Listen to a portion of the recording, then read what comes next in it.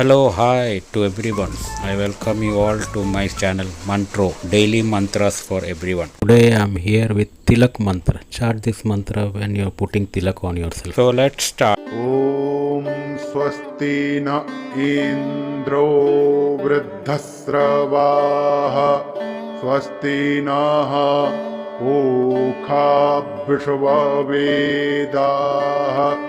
स्वस्ति नस्ताक्ष्योररिष्टानेमिः स्वस्ति नो बृहस्पतिर्दधातु ॐ स्वस्ति न इन्द्रो वृद्धस्रवाः स्वस्ति नः पूषा विश्ववेदाः स्वस्ति नस्ताक्ष्योररिष्टानेमिः स्वस्ति नो बृहस्पतिर्दधातु ॐ स्वस्ति न इन्द्रो वृद्धस्रवाः स्वस्ति नः पूषा विश्ववेदाः स्वस्ति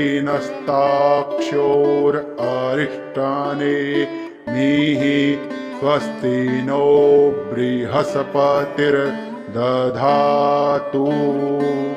If you have liked this video, please do subscribe and turn on the notification